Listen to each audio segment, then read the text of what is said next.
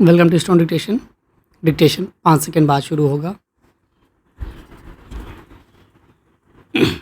Ready start. मनुष्य का शरीर एक रथ के समान है जिसमें इंद्रियों को उन अश्वों की संज्ञा दी जा सकती है जो हमें सांसारिक विषयों की ओर उन्मुख करते हैं। यदि इन अश्वों की लगाम ढीली छोड़ दी जाए तो रथ का मार्ग से भटकना और जीवन का अनियंत्रित होना निश्चित है।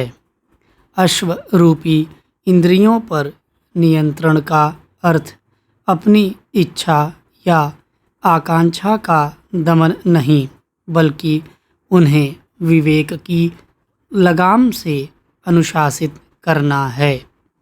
आज के उपभोक्तावादी युग में हमारी इंद्रियां बाहरी आकर्षणों के पीछे कहीं अधिक रफ्तार से भाग रही हैं, जिससे मानसिक अशांति और असंतोष भी उसी अनुपात में बढ़ रहा है।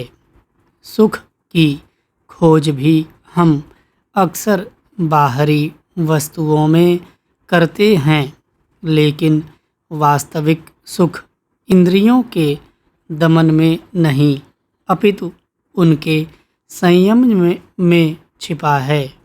जब आँखें केवल शुभ देखती हैं, कान केवल कल्याणकारी सुनते हैं और वाणी केवल सत्य बोलती है, तब मनुष्य के भीतर एक असीम ऊर्जा का संचार होता है। हमारे मनीषियों ने अपने ज्ञान और अनुभव के आधार पर कहा है कि अनियंत्रित इंद्रियां हमारी संकल्प शक्ति को छीन कर देती हैं, जबकि संयमित इंद्रियां एकाग्रता और आत्मबल का आधार बनती हैं।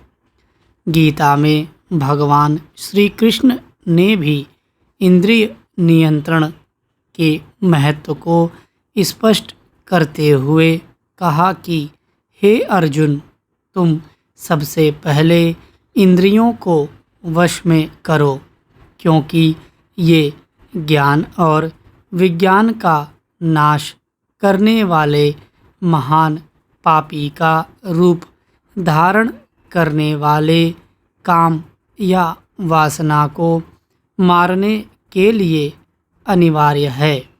इंद्रियों पर विजय प्राप्ति का सबसे सुलभ मार्ग सजगता है।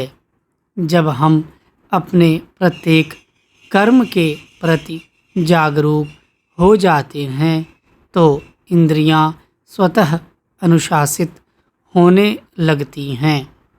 आहार, आचार, विचार और व्यवहार में संतुलन ही वह कुंजी है जो हमें विषयों के दासत्व से मुक्त कर स्वयं का स्वामी बनाती है।